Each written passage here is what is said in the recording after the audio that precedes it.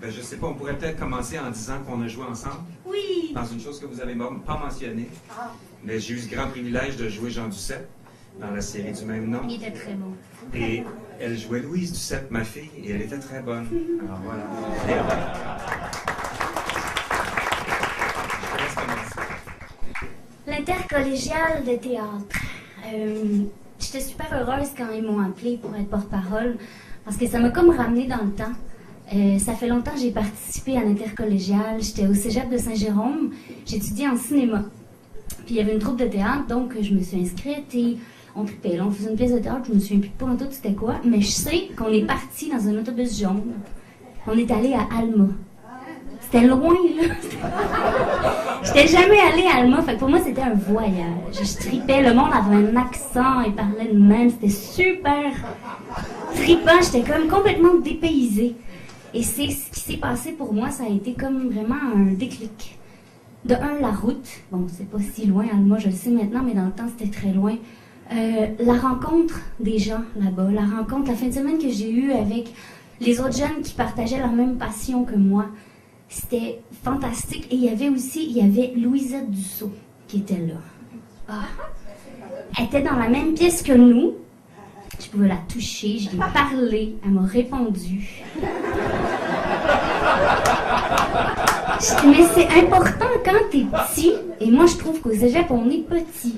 C'est vrai, on est des tout petits êtres humains en train de grandir, en train de découvrir. Et juste ça, je me disais, aïe, aïe, tu sais, professionnel, amateur, c'est la même chose, c'est la passion qui est là. Donc là, je m'égare, j'étais partie dans mes souvenirs. C'est ça, c'est de partir là, ça m'a donné envie de toujours faire ça dans la vie. De toujours aller à la rencontre des autres parce que je me rendais compte que c'était là que j'allais à la rencontre vraiment de moi-même, de qui j'étais.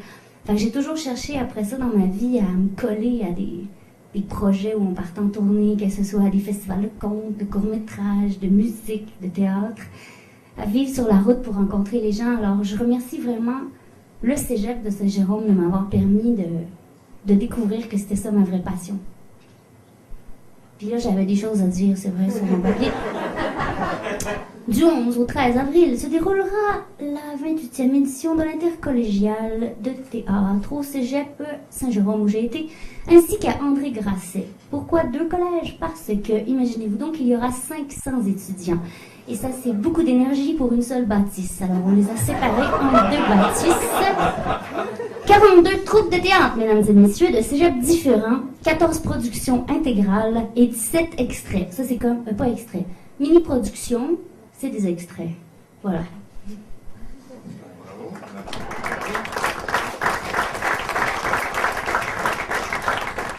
Pour compléter sur ce qu'ils auront, ce qu'il y aura pour nous à l'affiche lors de ce week-end-là du 11, 12 et 13 avril, en plus de partager leur expérience théâtrale, rencontrer les porte-paroles de l'événement, ça c'est nous autres, ça va être le fun, on va être là.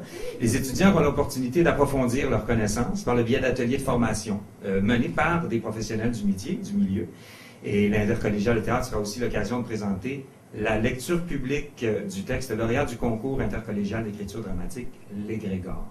Alors voilà, c'est ce qu'il y aura en jeu. Puis pour ma part, pourquoi avoir dit oui? On s'en va dans quelque chose de personnel. Ben, de toute façon, je pense que tout a été dit.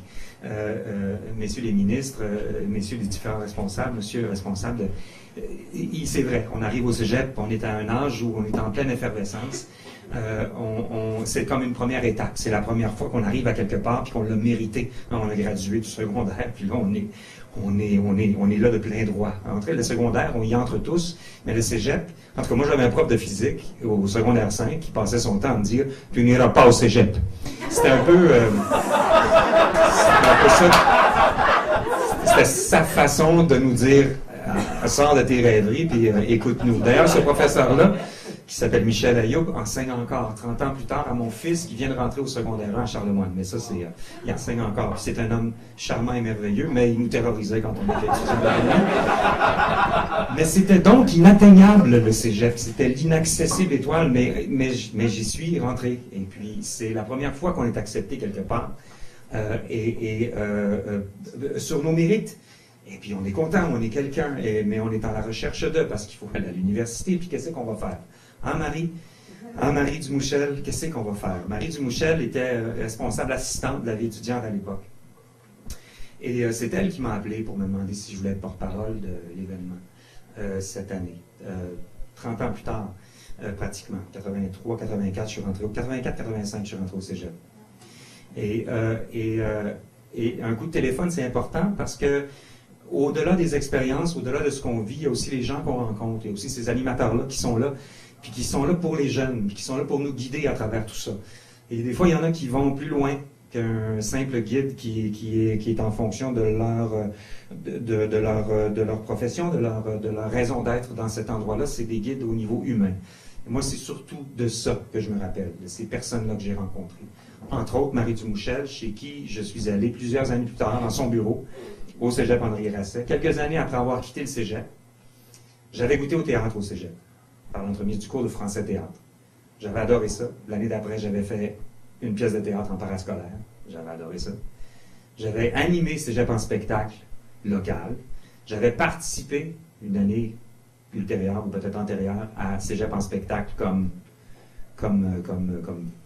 bon, en fait, j'avais un groupe de musique. Et on avait gagné. Et on était rendus aux régionaux.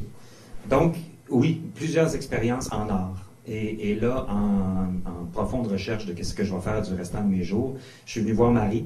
Puis j'ai dit à Marie, je pense que ce que j'ai envie de faire, c'est de rentrer en théâtre. Mais je ne sais pas comment. Puis Marie, elle a sorti le bottin téléphonique, elle a mis un téléphone devant moi, puis elle a dit, ben, tu vas appeler aux différentes écoles de théâtre. Et là, je suis arrivé pour quitter son bureau. Elle dit, non, tu t'en vas pas. Tu restes assis devant moi et tu appelles devant moi parce que je te connais. Si tu sors de mon bureau, tu n'appelleras pas. Et elle a probablement raison. Alors, devant elle, j'ai pris le téléphone, j'ai appelé aux différentes écoles de théâtre. J'ai été accepté à l'UQAM. And the rest, as they say, is history. Alors, pour ces gens-là qui s'occupent de ces jeunes-là, puis qui organisent toutes ces choses-là, qui font partie de l'extra-curricular, comme disent les Anglais, merci. Merci de votre passion et merci de votre amour pour les jeunes. Merci d'être là pour nous guider, parfois parce qu'on est perdu. Merci beaucoup. Voilà.